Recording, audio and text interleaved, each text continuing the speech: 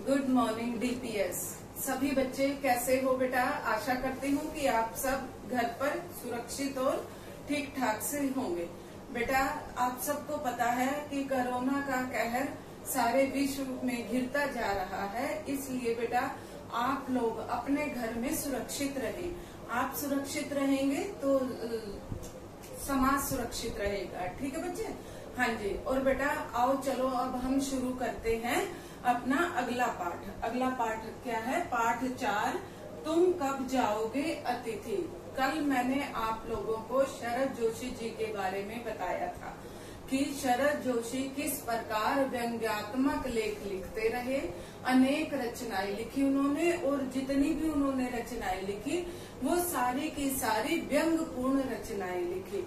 व्यंग्यपूर्ण रचनाओं में बेटा क्या होता है कि बेटा करारा प्रहार किया जाता है बेटा लेखनी के द्वारा जब लेखक लिखता है तो उसकी शक्ति और भी अधिक समृद्ध होती जाती है।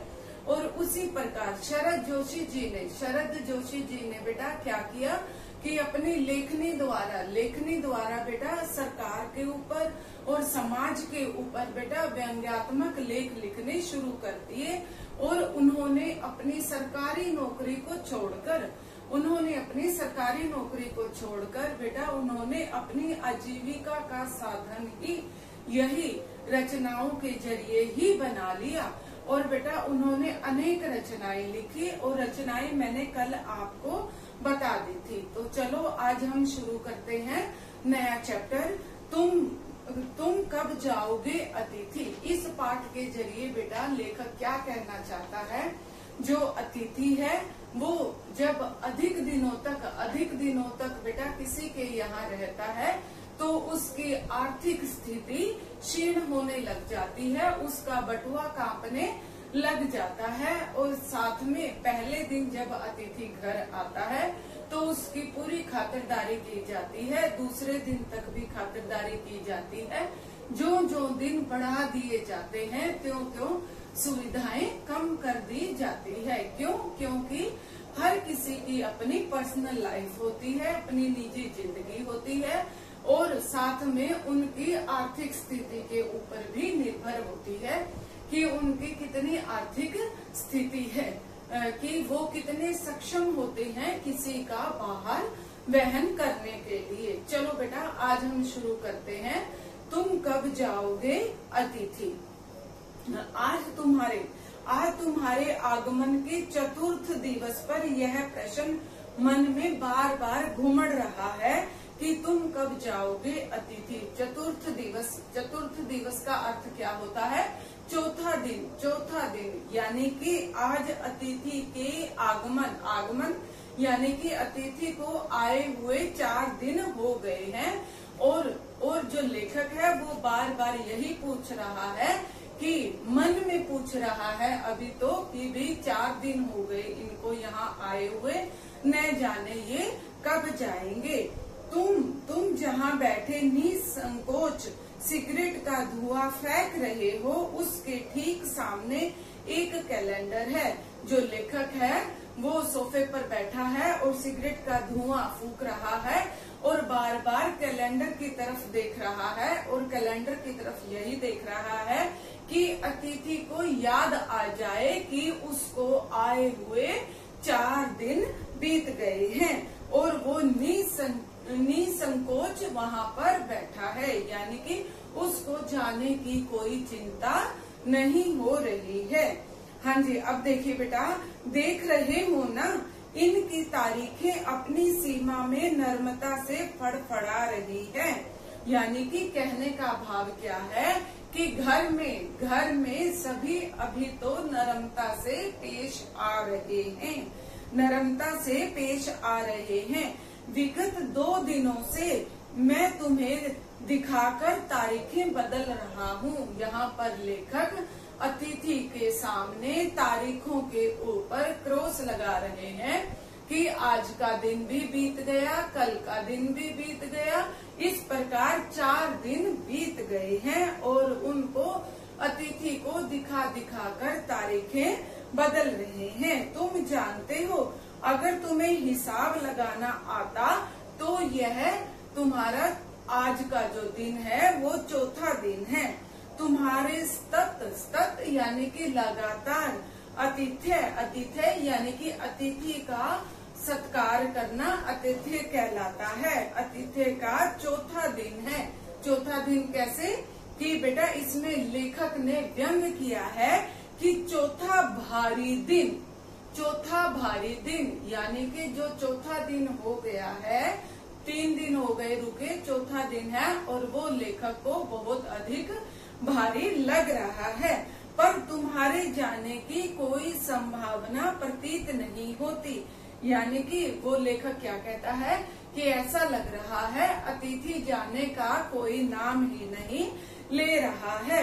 लाखों मील लंबी यात्रा करने के बाद वे दोनों एस्ट्रोनॉट भी इतने समय बाद चांद पर नहीं रुके थे।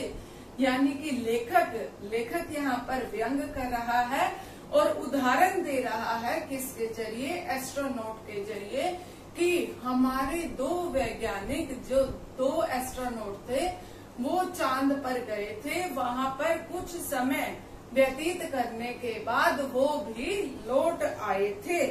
अब अतिथि तुम्हारे जाने का समय हो गया है, लेकिन आप जाने का नाम नहीं ले रहे हो। पहले तो लेखक बहुत आदर सत्कार करता है, लेकिन बाद में देखना बेटा स्थिति कहाँ तक पहुँचती है।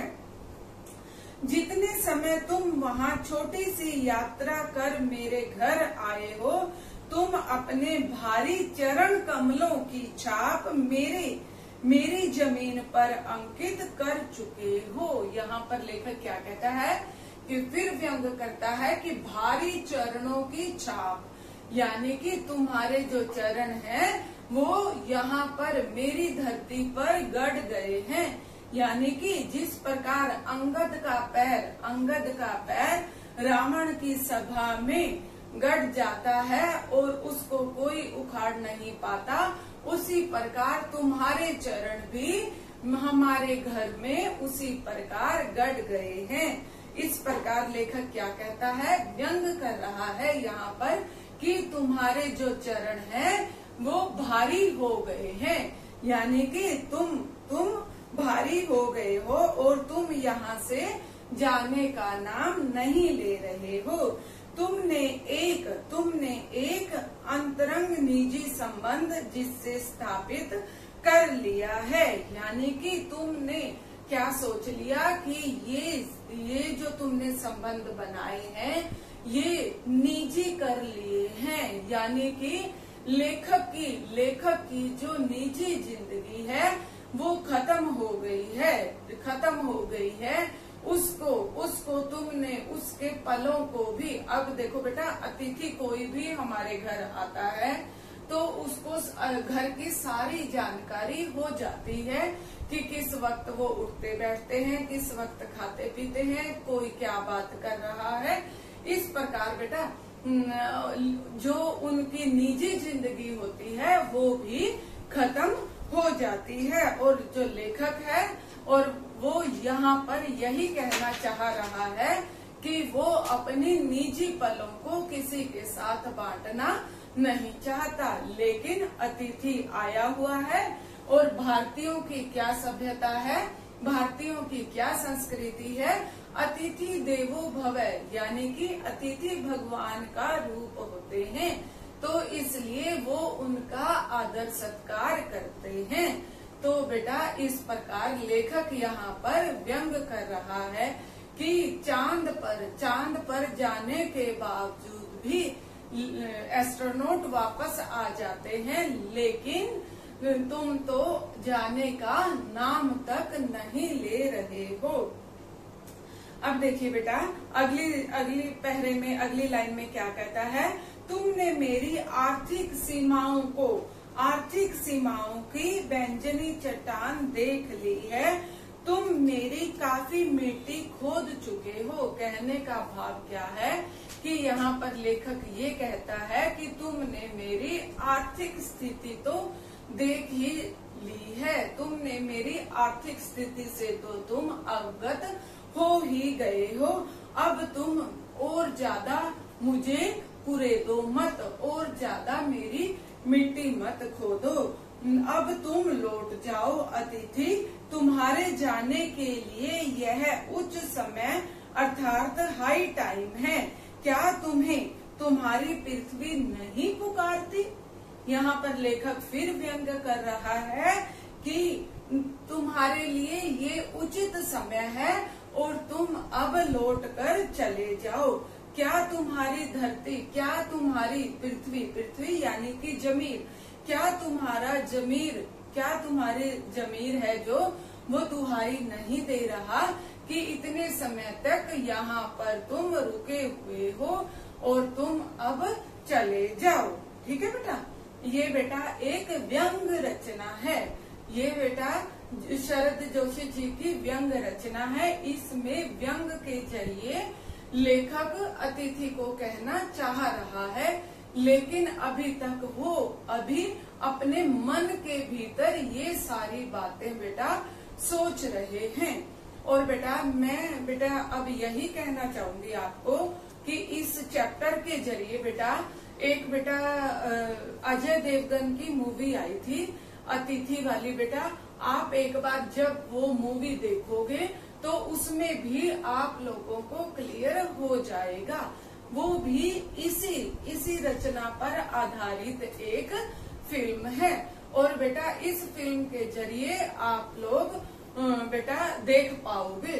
ठीक है बेटा, ये बेटा मैं आपको एक ये होमवर्क देती हूँ कि इस तरह की आप एक मूवी जरूर देखना। ठीक है बेटा, कल हम मिलते हैं कक्षा में दोबारा से। धन्यवाद बेटा, खुश रहो, हंसते रहो, मुस्कुराते रहो।